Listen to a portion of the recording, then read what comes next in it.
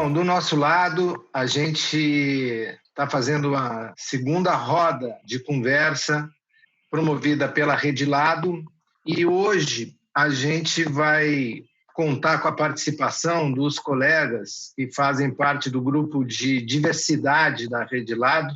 O mês de junho é o mês de orgulho LGBTQIA+. A gente vai falar sobre esta sigla, sobre por que o mês de junho é o mês de orgulho e vamos conversar agora com a participação do Leandro Madureira da Silva, que é o sócio do escritório Mauro Menezes Advogados, lá de Brasília, um dos sócios do escritório Mauro Menezes Advogados, também com a participação do Eduardo Henrique, que é um dos sócios do escritório LBS, também lá de Brasília, e que fazem parte da Rede Lado. E vamos contar também com a participação de uma convidada muito especial, que é a Carolina Yara de Oliveira, a Carol, eu vou chamar a Carolina de Carol, que é travesti, intersexo e negra. A Carol é mestranda em Ciências Humanas e Sociais pela Universidade Federal do ABC, ativista em direitos humanos e servidora pública da saúde em São Paulo. Bom, a gente vai começar e eu vou passar a bola de imediato para o Leandro, pedir para o Leandro explicar a sigla. Tá? Vamos começar do começo, né? Então a gente vai começar para o Leandro falar um pouco sobre a sigla. O que é, Leandro, LGBTQIA+. Bem-vindos e bem-vinda. Muito bem, Vicente, obrigado. Vou saudar a Carol aqui, que é a nossa ilustre convidada, agradecer pela presença, Eduardo Henrique, meu parceiro aqui nesse debate da Rede Lado, e ao Vicente e a todo mundo que estiver nos ouvindo sobre essa conversa, né, essa roda de conversa. Queremos discutir um pouquinho sobre o orgulho LGBTQIA+, explicar a vivência que nós temos enquanto pessoas LGBTs e, enfim, tudo aquilo que a gente tem enfrentado de mais importante nessa luta. E, Vicente, a sigla, né, LGBTQIA+, na verdade, ainda está faltando letra aí. Né? É sempre um desafio falar sobre esses significados, porque essas siglas, elas tentam reproduzir as vivências e as classificações relacionadas a sexo biológico, relacionadas à orientação sexual, relacionadas às identidades de gênero, e todas essas questões são amplas, elas não são delimitadas, elas não são exclusivas e que em algum momento a gente vai chegar numa fórmula perfeita, porque o ser humano é diverso e nós sempre teremos pessoas que ora se identificam de alguma maneira, ora se identificam de outra, às vezes não têm uma identificação, às vezes são fluidas, às vezes são agênero, então há uma diversidade e é complexo realmente falar sobre isso, justamente pela pluralidade de circunstâncias que é envolvida no tema de gênero, no tema de orientação e de sexo biológico. Então, essa sigla ela tenta albergar todas essas classificações.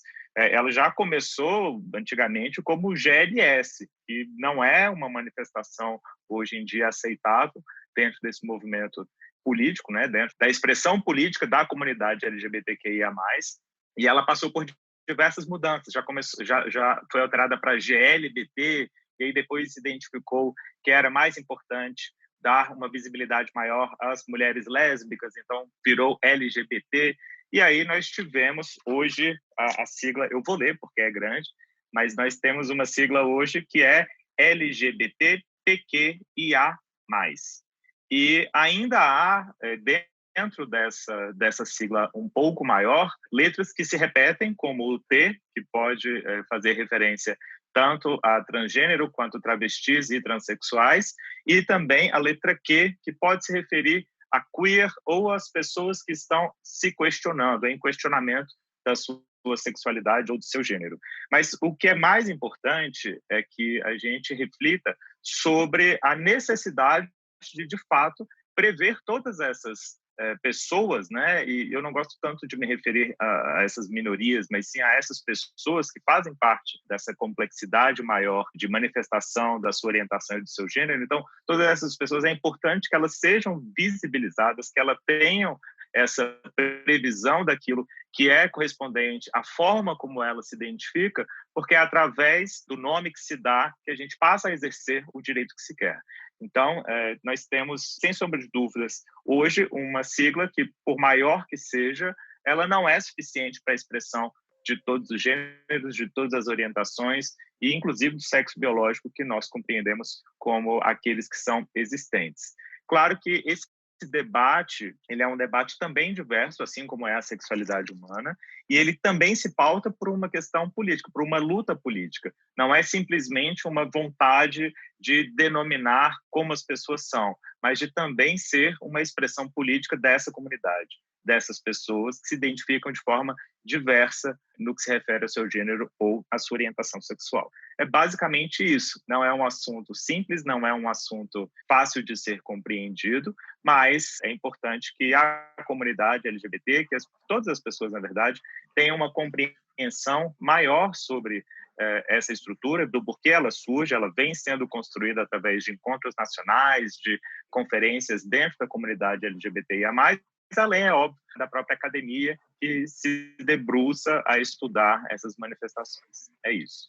E, Vicente, eu acho que, complementando o que Leandro disse, tão importante quanto entender o que cada letra representa e também saber que essas letras são apenas exemplo, não se trata de um rol taxativo, também é importante lembrar e entender de onde veio a escolha do mês de junho, mais precisamente do seu dia 28. É importante dizer que essa escolha não foi aleatória, ela faz referência à revolta de Stonewall, ocorrida em Nova York no dia 28 de junho de 1969, quando um grupo resolveu enfrentar a frequente violência policial sofrida naquele local. Eles ficaram confinados por vários dias dentro daquele bar, de nome Stonewall Inn, recebendo o apoio de uma multidão de pessoas, sendo visto como um acontecimento importante para a libertação do movimento gay e a luta pelos direitos LGBTQIA+, nos Estados Unidos e no mundo. Todavia, essa luta é importante dar visibilidade também à população trans. Muitas das conquistas só foram alcançadas de fato porque travestis e transexuais deram suas caras à tapa, enfrentando o ódio de uma sociedade que sabemos é bastante preconceituosa. E é por isso que eu reforço o agradecimento à Carol por participar de nossa conversa, trazendo reflexões importantes, especialmente tratando da letrinha T, da nossa comunidade, e que os preconceitos são, infelizmente, potencializados. Carol, seja bem-vinda mais uma vez. E, para começar, eu gostaria de questionar e de falar sobre dificuldades na inserção no mercado de trabalho. Ainda vivemos, de fato, numa sociedade extremamente machista, preconceituosa e que discrimina as pessoas por sua orientação sexual. Apesar de algumas decisões judiciais, algumas, por exemplo, que tratam de dispensa discriminatória de empregados por viverem com HIV ou pela orientação sexual, ou algumas leis específicas que temos, estamos diante hoje de um governo que incita, aflora o preconceito de uma parte de nossa população. O que você acha sobre isso e que pode ser adotado para tentar, ao menos, amenizar esse problema? Carol. Primeiro, agradecer, o convite de estar aqui. Para mim é uma honra dividir a mesa virtual com vocês. Bem, falando assim, da questão da transexualidade, da transgeneridade, no meu caso também da intersexualidade, então eu estou em 3 letras, da sigla, que é importante isso também, porque às vezes a gente acha que uma pessoa ela só é de uma letra, Então, eu estou na letra T como uma travesti, estou na letra I como uma intersexo, uma pessoa que já nasceu com diversidade biológica em seu corpo, em sua anatomia, e sou bissexual, Então, estou na letra B. E ter em vista essa diversidade é muito importante, para a gente começar a discutir as questões, Bem, na questão do mercado de trabalho, a população T, população trans, ela tem uma grande dificuldade para se inserir, seja no mercado formal, mas até mesmo no mercado informal, E, em geral, o mercado informal também é muito restrito para essa população. Então, nós temos dados da ANTRA, Associação Nacional de Travestis e Transsexuais, que no dossiê anual de violência contra a população trans também traz dados de empregabilidade. E no último ano se manteve algo que já vem se mantendo há muitos anos, que é uma estimativa de 90% da população trans, principalmente de mulheres travestis e pessoas trans, né? De mulheres transexuais, dessa população ter um quantitativo de 90% na prostituição, no trabalho sexual, né? Em geral, o trabalho sexual da forma mais precarizada, ou seja, da forma da prostituição de rua, da prostituição sem nenhum tipo de proteção. Tirando esses 90%, 6% estaria no mercado informal em outras áreas. A gente poderia colocar uma luz sobre a área de telemarketing, a área de beleza e estética, né, que são as áreas que mais empregam travestis e mulheres trans, e pessoas trans, homens trans também, né? E apenas 4% estaria no mercado formal, com carteira assinada, né? Porque o mercado informal, inclusive, a gente já coloca a pejotização, né? Enfim, outras formas de precarização do trabalho. Agora, a carteira assinada, o trabalho formal, digamos assim, mesmo que terceirizado, somente 4% estão, né, nesse ambiente do que a gente entende como trabalho formal.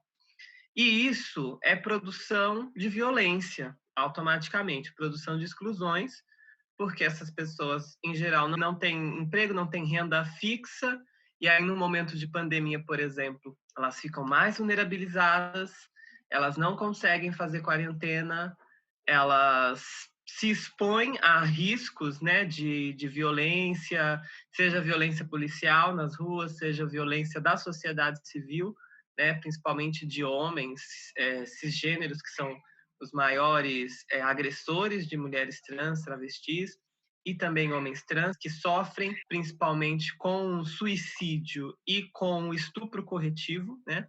Então, muitos homens trans são vítimas de estupro corretivo por outros homens, né?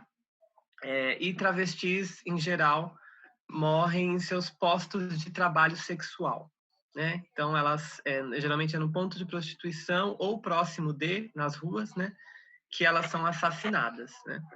E um destaque é que 80% desses assassinatos são de pessoas trans. Mais de 80% dessas pessoas trans, 80% é de população negra, né? Então, a gente tem aí um recorte racial também dentro da violência que acontece na população trans, né?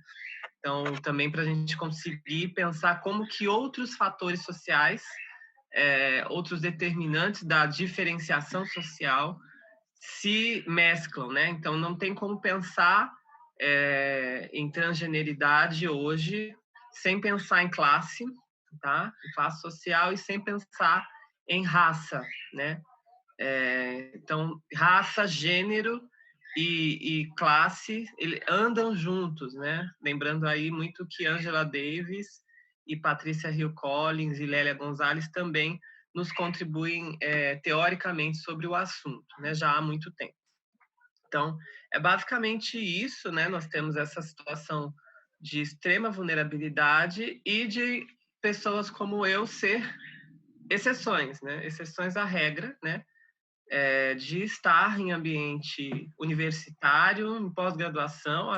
No meu programa de mestrado, eu sou a única pessoa trans. As outras pessoas trans de outros programas lá do campus de São Bernardo, da UFABC, as pessoas trans que eu conheço dos outros programas de pós-graduação não são negras. Então, provavelmente, eu seja a única pessoa trans negra que esteja no programa de pós-graduação das ciências humanas, enfim, dessas áreas de humanidades lá na UFABC. As áreas de exatas eu quase não conheço. Então, é muito difícil estar nesse lugar na sociedade, né? Mesmo sendo a exceção, né? Mesmo sendo a exceção, você também acaba sentindo o peso, né? Carol, aproveitando então que você traz esse relato e menciona a questão da violência, né? Até pela própria empregabilidade de grande parte da população trans e travesti ainda está focada, né, ainda ter exclusivamente a abertura do mercado de trabalho relacionado à atividade sexual, a gente teve o reconhecimento do crime de LGBTfobia como análogo ao crime de racismo pelo Supremo Tribunal Federal em 2019. E, na sua avaliação, isso traz alguma diferença, modifica de alguma forma na prática, no dia a dia, a vivência das pessoas trans com relação à violência que sofrem? Porque, claro, diversas são as pessoas dentro da comunidade LGBTQIA+, que têm experiências de violência, né? Mas não se pode comparar a experiência de violência que a pessoa tem no exercício do trabalho, num trabalho informal, no trabalho precarizado. Então, de alguma forma, essa decisão do Supremo vem salvaguardar alguma esperança ou alguma, enfim, vontade de que, de fato, essas pessoas estejam mais a salvo? Carol, antes de tu responder, deixa eu fazer um complemento, ou pelo menos também tirar uma dúvida aqui, que tu também pode responder. Existe algum tipo de levantamento de número de pessoas em todo o país que podem ser enquadradas dentro dessa perspectiva?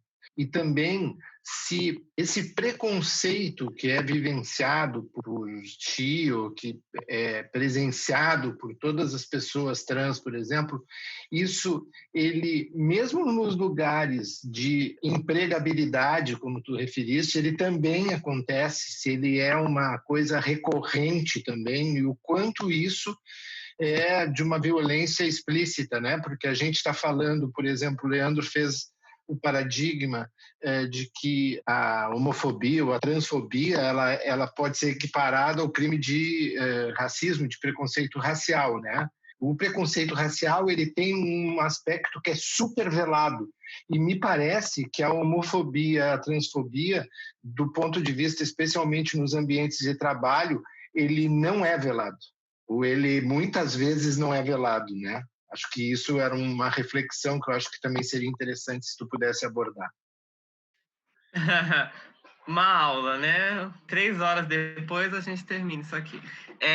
Bem, assim, tentando ser sintética, né?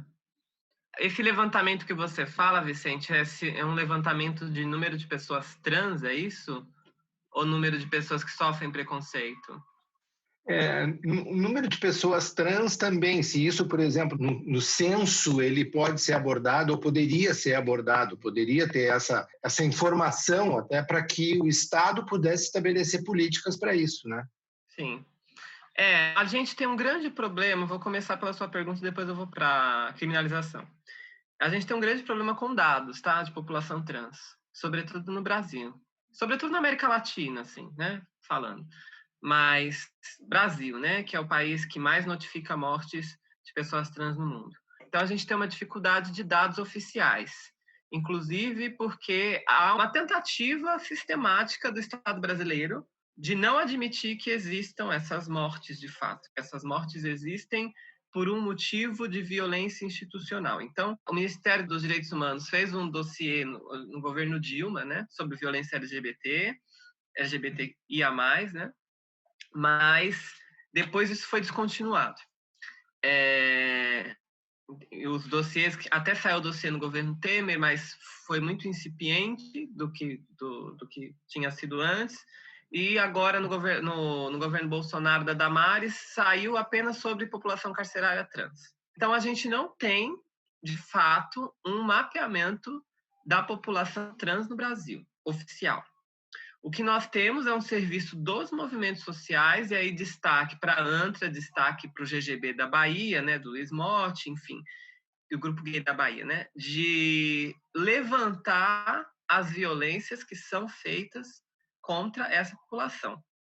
População LGBTI+, em geral, população trans em específico. Então, o que existe são estudos, por exemplo, teve estudo da Fiocruz sobre população trans e HIV, então também foram feitos nas grandes cidades a prevalência de HIV para a população trans, por exemplo, como que é a saúde geral da população trans, como que é consequências do uso de silicone industrial e outras medidas estéticas que causam dano à saúde. Isso tudo são feito por instituições acadêmicas ou pelo movimento social. Né? Do governo não temos nada ainda. Né? Não temos nada ainda. O ideal seria o IBGE se debruçar sobre isso, óbvio. Mas o IBGE, né, está aparelhado por um governo de extrema-direita. Então, é bem difícil, nesse momento, acontecer isso. Mas o ideal seria que houvesse, não só para a população trans, mas para a população LGBTI+, em geral, né, de ter um levantamento, mas pelas PNADs contínuas, inclusive, seria possível, pelo censo, né, para fazer esses levantamentos quantitativos, né, principalmente. Os qualitativos, as instituições acadêmicas e o movimento social estão dando conta. Agora, os quantitativos, né, de estatística, do grosso dos dados, falta ainda, né? Há uma estimativa mundial, assim, a nível ONU, né, de que cerca de 1 a 1,6% da população mundial seja transexual e 2% da população mundial seja intersexo. Então, inclusive, a população intersexo seja maior do que a população trans. Olha que engraçado. É mais invisibilizada, mas provavelmente tem um quantitativo de pessoas maior que nasçam com hibridez sexual e anatômica, né? Nasça com sexo híbrido. Agora, sobre a questão do Leandro, né, sobre a criminalização da LGBTI-fobia, né? Para mim é bem tangente que houve um avanço, sabe? Da mesma forma como houve um avanço na Lei da Maria da Penha, por exemplo, quando se criminalizou mais fortemente a violência doméstica contra a mulher. É óbvio que todo mundo se beneficiou disso, mas aí, de novo, né, como que a gente consegue pensar nessas questões de gênero e sexualidade de uma forma cruzada com as outras opressões, com a exploração capitalista. Então, a classe social e a raça vai determinar como que essas leis vão ser aplicadas na vivência das pessoas. Então, a Lei Maria da Penha, ela diminuiu, sim, muito a mortalidade de mulheres, mas de mulheres brancas. Não teve uma grande contribuição na situação da violência doméstica das mulheres negras. Tanto mulheres negras cisgêneras como mulheres negras trans, tá? Houve um aumento, na verdade, de violência doméstica para mulheres negras, se a gente pega lá os dados por raça-cor. Aí vou falar de população trans, né? Acontece o mesmo, tá? Então, como a maioria dos assassinatos de pessoas trans são necessariamente de pessoas trans negras e pessoas trans vulnerabilizadas, pessoas trans, inclusive, que vivem em territórios onde o Estado pouco chega, então também não houve uma melhora significativa de suas vidas por conta da criminalização da LGBTI-fobia. É claro, eu, Carolina, sofro uma discriminação num ambiente acadêmico ou saindo na rua para ir trabalhar, né, no meu emprego formal. E eu, com acesso a advogados, acesso a uma série de coisas que um monte de gente não tem, para mim é muito melhor. Inclusive, vai sair lá o boletim de ocorrência com crime de transfobia, no caso, associada à lei de racismo. Mas isso não quer dizer que lá na ponta, a travesti que está no ponto de prostituição, muitas vezes ela nem pode recorrer ao Estado, né, por questões de segurança de sua vida, para não morrer na mão ou de cafetina, dependendo se a cafetina não for uma pessoa legal, não for uma... Porque tem, né, diferentes tipos de cafetinagem, tem estudos mostrando isso. Mas se ela está numa situação de exploração total, se ela vai atrás do Estado, ela morre, né? Então, eu tive acesso a pessoas que sequer iam renovar documentos, né, com medo do Estado. Então, para a população ter, não houve melhora muito significativa no dia a dia, não. A questão é que, para a população ter, a principal decisão do Supremo não é a criminalização da LGBTfobia. A principal decisão do Supremo foi a retificação de nome e gênero. Isso, sim, fez uma mudança qualitativa no nosso dia a dia.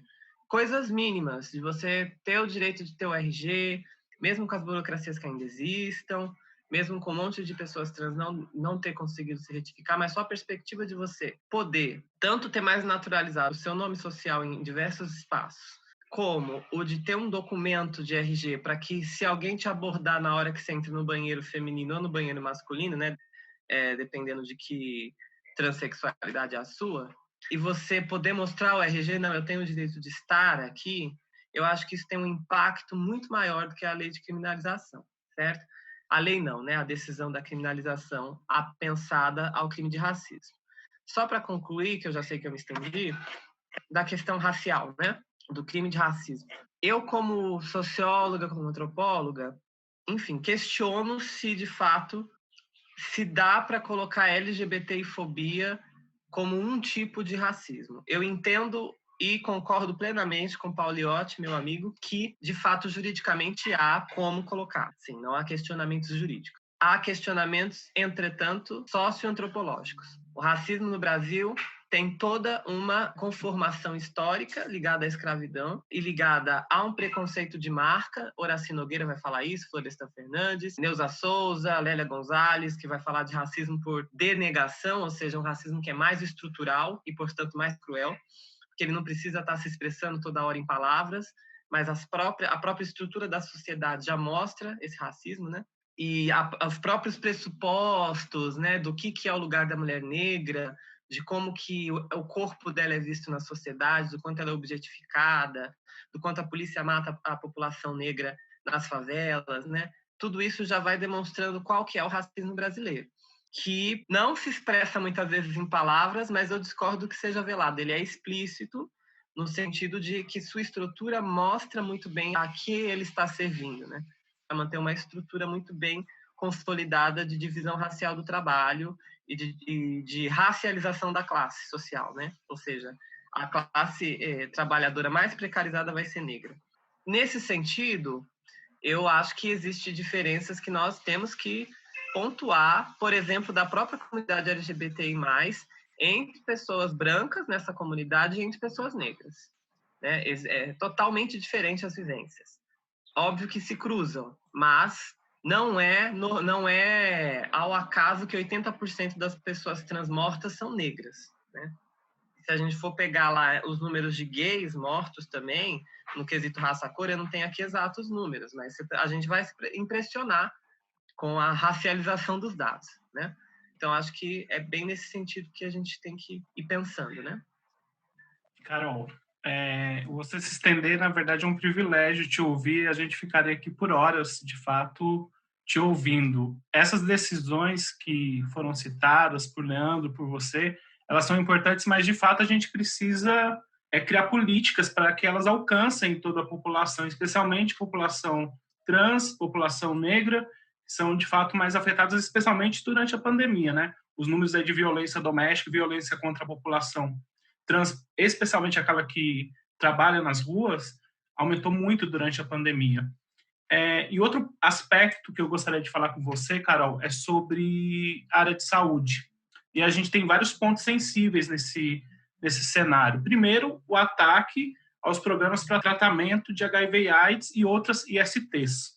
Um governo que trata essas pessoas que vivem com HIV como despesa para a sociedade. A gente também tem um problema ligado à atual pandemia e que a gente enfrenta um governo que não tem programas para proteger a população em geral, especialmente as pessoas LGBTQIA+, que ficam, como eu já disse, marginalizadas e à beira de qualquer programa social para a proteção das pessoas que vivem, por exemplo, em condição de rua ou que são, por exemplo, profissionais de sexo. Nós também temos a questão inerente às cirurgias de redesignação de gênero, que são classificadas como eletivas e foram suspensas pelo governo neste período. Eu queria saber de você o que você pensa sobre tudo isso. Eu sei que é muita coisa para se falar, mas você, inclusive, como servidora pública da saúde em São Paulo, o que você pode trazer para a gente como reflexão e o que pode ser mudado para melhoria desse cenário? Falar de políticas públicas. 10 minutinhos, é louca. Outra aula, Carol, agora para ti. Outra aula em 10 minutos.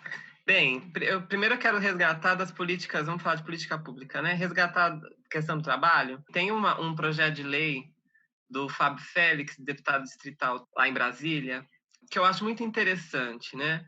Que você coloca políticas afirmativas para a população trans, né? E esse trans envolve também não só transexual e travesti, né? Mas envolve pessoas não binárias, andrógenas, pessoas intersexo também, né? No projeto, para criar cotas trans, né? Para que essas pessoas consigam entrar no mercado formal de trabalho, no sentido de que o poder público tem que reservar vagas de concurso público para isso, como é feito para para a população negra, e também as empresas que prestam serviço para o governo do Distrito Federal também precisam ter essa mesma reserva de vagas, né? Então, você obriga toda uma rede que presta serviços para esse governo de se responsabilizar pela política afirmativa trans.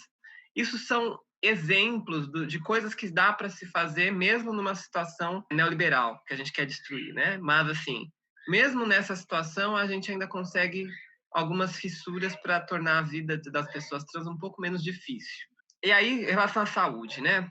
Nós temos um programa integral, né? A política nacional da saúde integral da população LGBTI+, que, assim, é difícil a implementação, né, dessa política nacional, sempre aos trancos e barrancos, sempre esbarrando em burocracias institucionais.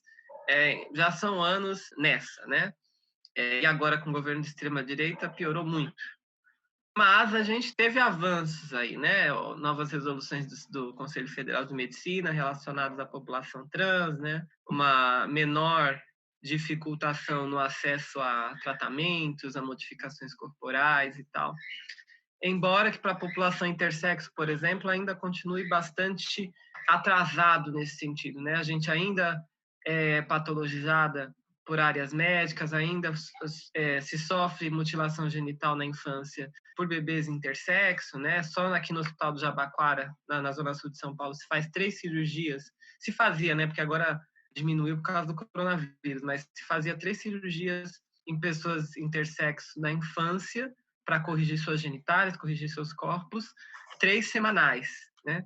Se dá para fazer em bebê 3 semanais, por que não dá para fazer 3 semanais em população trans adulta, né? Tem tanto pudor assim para mexer no corpo e genital adulto, e com os bebês que nem escolha tem e são mutilados, né? Eu não chamo de cirurgia, eu chamo de mutilação, não existe pudor nenhum, né? E aí, algo que a gente já vem tratando, inclusive, em audiências públicas aqui da OAB de São Paulo, sobre a pauta intersexo.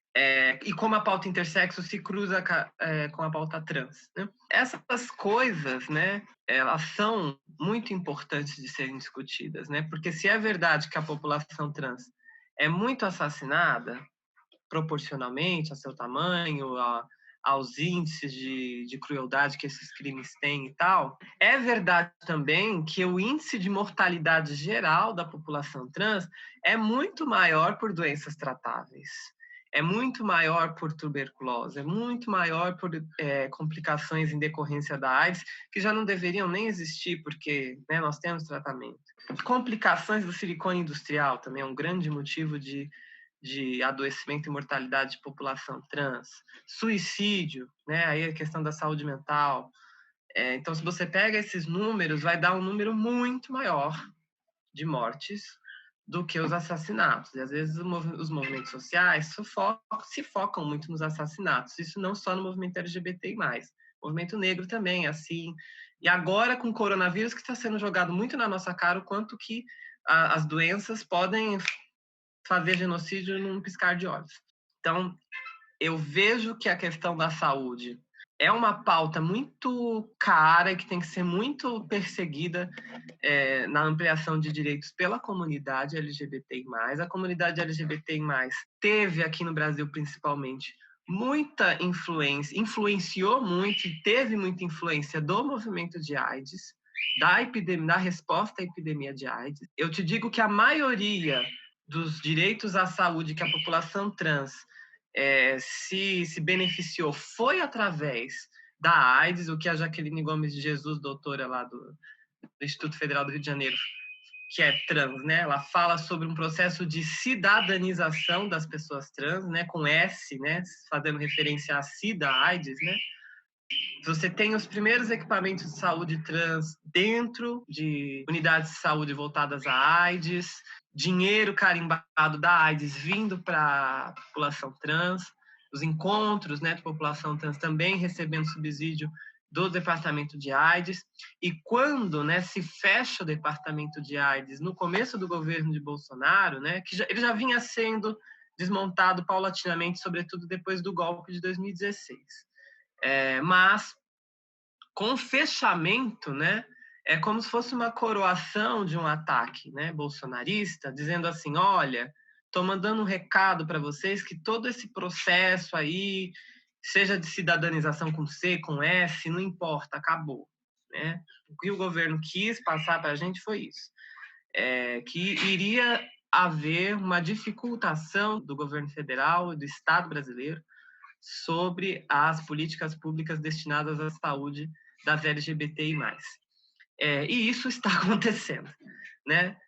Então, agora com o coronavírus, então, você tem uma falta de estrutura que eu chamo de proposital, né, para o coronavírus, né, no sentido de contratação, por exemplo, de mais funcionários públicos, coisas nesse nível, você não vê muito acontecer, né? Você vê um processo maior de terceirização, inclusive, de precarização do trabalho, de tentativa de fazer os grupos de risco, como eu, por exemplo, voltarem aos seus postos de trabalho no serviço público o mais rápido possível, nos obrigando a entrar na justiça para conseguir o direito ao teletrabalho, uma série de questões que vão sendo postas. E essa estrutura que não se aumenta e que não se intensifica no SUS o suficiente, né? Se aumentou, mas não o suficiente para dar conta do coronavírus, e também essa guerra de narrativas sobre se tem vírus, se não tem vírus, se faz quarentena, se não faz quarentena, isso deixa tudo tão confuso, e ainda continuando matando as pessoas nas favelas, matando a população negra, nos obrigando a voltar para as ruas. Isso tudo faz com que as políticas públicas de saúde que nós tínhamos historicamente também vão se perdendo, né? Então, você tem unidades de saúde trans que não estão funcionando, unidades de saúde para HIV/AIDS que também não estão funcionando, por serem consideradas eletivas, e mesmo as emergenciais, né, como o Instituto de Infectologia do Emílio Ribas aqui em São Paulo, completamente voltado só à Covid, né, então quem era atendido lá, como é que fica? É uma situação muito complicada, muito difícil, que a gente vai ter que pensar e inventar caminhos de como resolver, né, e prestar atenção nos alertas da ONU. A ONU já lançou alertas de dificuldade no acesso a antirretrovirais, a medicamentos anti-HIV, que vai faltar. Como que a gente faz para que uma parte da população LGBTI+, não seja dizimada com isso? 36% da população trans provavelmente tem HIV, uma prevalência alta. Também tem uma prevalência alta entre homens gays na cidade de São Paulo. 1 em cada 4 possuem HIV, vivem com HIV. Como que a gente faz para que essas pessoas simplesmente não sejam abandonadas, né? Ninguém solta a mão de ninguém, mas como que a gente faz isso, né? Acho que são questões muito importantes. Não sei se eu respondi, mas... Então... Gente, eu sei que o papo está ótimo, mas a gente também tem tempo, né? Quero agradecer muito a Carol. Carol, acho que a conversa que a gente teve aqui, e o Leandro e o Eduardo falaram antes aqui, acho que é a primeira conversa que a gente teve. A gente vai voltar a conversar. Tem um eixo central na Rede Lado, que é a diversidade. Eu acho que isso é um negócio que ele é muito importante, porque a diversidade ela consegue formar uma cidadania. Né? Então, te ouvindo os teus relatos, ouvindo o teu olhar ou a tua formação também que tu tem do ponto de vista teórico e tal, acho que a gente consegue debater e formar essa diversidade, né? A Rede Lado aposta muito na questão da diversidade. Acho que a diversidade ela é um elemento importante a ser observado por todas as empresas, pelo judiciário. Acho que é importante a gente ter um olhar que permita fazer essas reflexões sobre a diversidade. Então, eu quero agradecer muito ao Leandro e ao Eduardo que participaram aqui comigo e agradecer muito, muito, muito mesmo, Carol, porque a tua fala foi muito potente, é muito potente, e tenha certeza que é a primeira de outras conversas que nós vamos ter aqui do nosso lado. Valeu muito, obrigadão e até a próxima.